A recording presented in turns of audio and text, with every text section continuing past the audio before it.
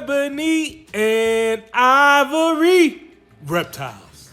Yo, what up, everybody? This is a long-awaited video number 99. I had some action-packed videos for number 99 and 100 that are later going to get played because reaching 100 videos posted on YouTube to me is a milestone. I should have reached it months and months ago, but we've had a rough year over here, and so a really rough year. So is this really the end for Ebony and Ivory Reptiles, for E&I, for Big E? The short answer is no. The reason for that title, though, is because try to sum this up in like a 3-4 minute video. Like I said, it's been a rough year. Everything was good until around August, September time frame.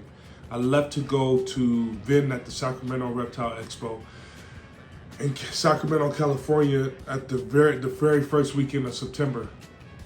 Those of you that know a little bit of or have watched a little bit of my stuff, I've been hyped on my greatest pairing this year. Was supposed to be a Inchy Fire Desert Ghost double head hypo clown male to a stranger clown female.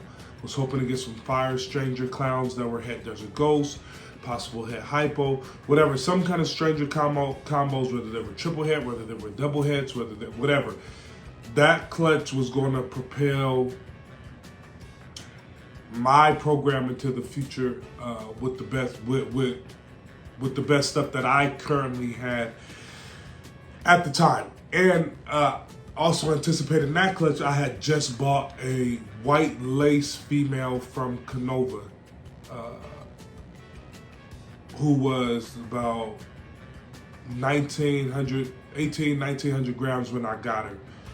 So she was prime and ready to start going for this year. I was going to put a little bit more weight on her, get her going at the in this fall, and I got her in September, I believe, as well.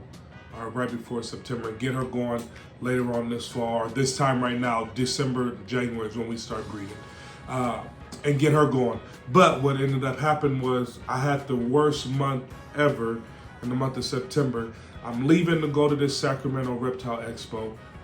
That morning, I come out, check on everything before I take off, because it's about 2.5 hour drive away from me. So I check on everything in this rack. This here is a new 5540 that we just got. So you know we're not ending because we just got this 5540. But in this rack was only 5540 we had. I check on everything in here. The stranger clown girl is starting to push an egg out. She was already 3 weeks past due, right? She's starting to push an egg out. I'm like, yes. So I leave that morning, tell the wife, hey, check on her throughout the day. She should have eggs on the ground by tonight. So when you get home from work, check on her, whatever. We should be good. Or not from work, when you just get home from doing whatever you was doing, because it was a Saturday. I remember it vividly, because I'm excited. I'm driving to Sacramento, excited. Call the wife that day after I get done with the show on Saturday evening, calling like, hey, check on the girl. She's like, she still hasn't laid the eggs. Okay, show me the FaceTime, show me what's going on.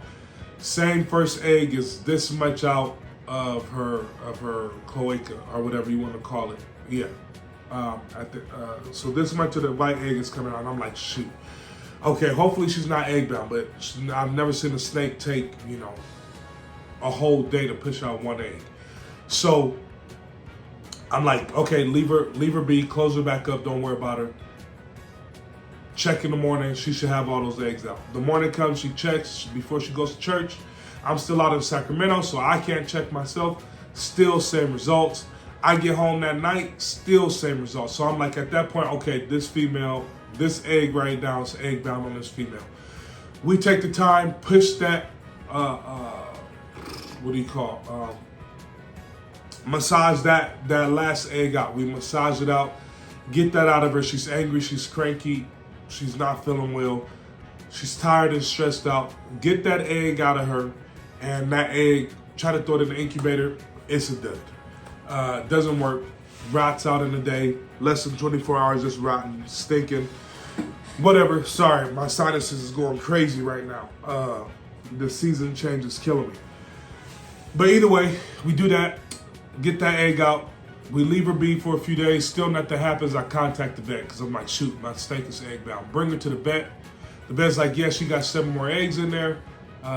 Let's give her some, let's hydrate her and then leave her be. We leave her be. 2 weeks later, she drops an egg.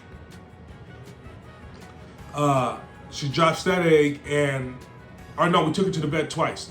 And then she ended up dropping the egg and that egg is a dud, of course. They've been in there way too long. At this point, I'm like, okay, maybe I should just take her back to the vet, get the fluids drawn out of the egg so that way they're easier to pass.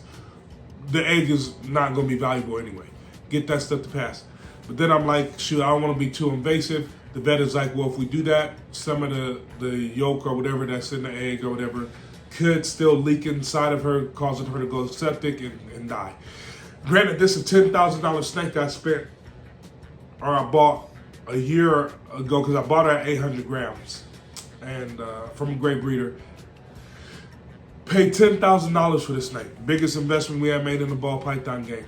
Remember, this is my best clutch. At the time, I paid $4,000 for that male from Canova, and he's done works. He's made back. I made back quadruple with him over the last 2 years of him breeding. He has been putting in work. But this female, yet to reap any benefits from, yet to have a clutch from, just been babying her, calling her whole life because this is the biggest investment we've ever made. We took her to the vet that last time. She passed that second egg. It's a dud. We don't go in and get the stuff taken out because the vet is like, hey, we still have a chance of losing her if we do that. Just let her pass them. Reach out to Ozzy Boyd's because I remember him saying something about his female being an egg bound. He was like, yeah, dude, just leave her alone. I would have never even took her to the vet because that's just too much stress. Just leave her be. Maybe she'll pass. Leave her alone. So left her alone. 2 more weeks go by. This is a whole month-long process. I am stressed out to the brim that whole month. And so what ends up happening during that month, prior to her laying, I come out and check on the white lace girl a few days before. Come out and check on the white lace girl that I got from Canova.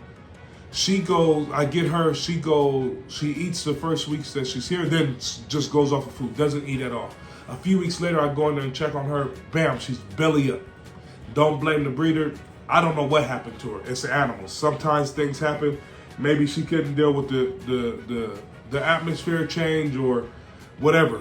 Whatever the change from his facility, which is top of the line, I'm sure, to my facility, which I take pride in. And it's top of the line myself, I feel like. Something happened and she just couldn't make it. And so come out that investment, an adult female white lace pastel yellow belly that I was gonna put the DG Hypo head clown to. And so we lose her. Then a few days after losing her, we lose the stranger girl. Come out, or the night, some night I came out, checked on her, she's trying to push out another egg. So I'm like, okay, cool, so maybe this time she'll just pass the rest of them. Come out that morning, she's dead in the corner of the tub, stiff as a board, because she was trying to give birth. So we learned a lot. You know what I'm saying? We learned a lot this season, but that hit us hard. Well, it hit me hard. Okay, I asked the wife, I didn't really talk to her about the snakes for like 2 weeks. I didn't want to talk about snakes with her, with nobody. Except for the homies. The only people that knew was the homies in the chat that I talked to every day. Me and the 4 other guys in that chat. But lost her, and yeah, it was rough. Reached out to the homie, the homie who really helped me, other than my homies in the chat, was golly, KG from Brown Projects. The big homie, he helped me out. Was talking to me, you know, through the whole process or whatever, or as it was happening or whatever, and it was tough, man. It was tough. Not just because she was a great investment, but because my collection still at that point was only just this 40 rack with the holdbacks we got over there in the corner. So very intimate with all of these snakes, right? Once I get this filled up and it's 80 plus babies, I may not have the close intimacy that I do with just 40 because it's a whole lot more snakes. But when the collection is that small and you've invested that big, it hurts, and it's a big hit. You know what I'm saying? It was a big hit to our bottom line for the year. It was a big hit to our future. Because you're always thinking 4 or 5 years down the line. I'm not thinking making stranger fire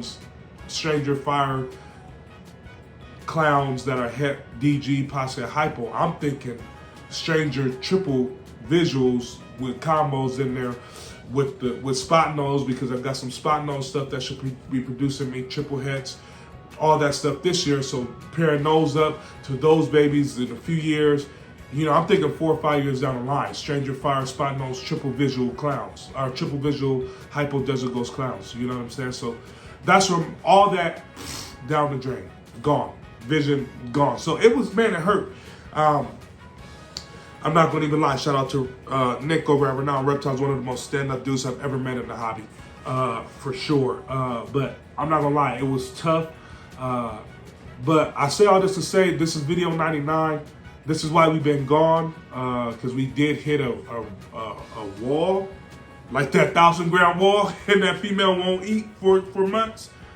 Big E hit a 1,000-gram wall, and he wasn't trying to make a video for months, man. I ain't put out a video since August. Yeah, just because I just wasn't ready to share with everybody, you know, what we was going through, because, man, it hurts. But you got to get back up, bro. That's the bottom line. Got to get back up, keep going. Keep this thing rolling, because at the end of the day, there's still, you know, I had to take care of everything else I was in here, everything else that's on that wall. And at the end of the day, I mean, if you let it, you only lose when you quit. You know what I'm saying? All kind of crazy thought. I mean, you could put that 10K in the, you know what I'm saying, the stock market, all that kind of stuff. You could have done all that. But at the end of the day, man, you do what you love. You know what I mean? And if you really love this hobby and you really believe in yourself in the hobby, you got to keep fighting. You know what I'm saying? You got to keep going. Got to keep pushing. You know what I'm saying? Don't quit. Don't give up. You know what I mean? And ain't nothing in this life easy. It's always a bumpy road, you know what I'm saying, when you're on your way to greatness. And so just encourage all you out there, man. It's been too long. It's been too long. This is a 12-minute video. Golly. Anyway, if you watch to the end, it's your boy Big E, man. We going to be back at it on a weekly basis. We got holdbacks from 2021. We need to our 2023 that we kept this year that we need to update y'all on. We got updates from holdbacks from 2022. We need to update y'all on because they getting big. We got breedings that's going on with females that we produce for the first time this year that should be giving us eggs. Females that we produce in-house, which is going to be crazy. And so, yeah, man, we excited. We'll see y'all at Pomona in January. We will be vending at Pomona. Excited to see everybody down there at Pomona. But, yeah, man, hope y'all having a good one. It's your man. It's your boy, Big Easy. You already know what it is, baby. Peace. Ebony and Ivory Reptiles.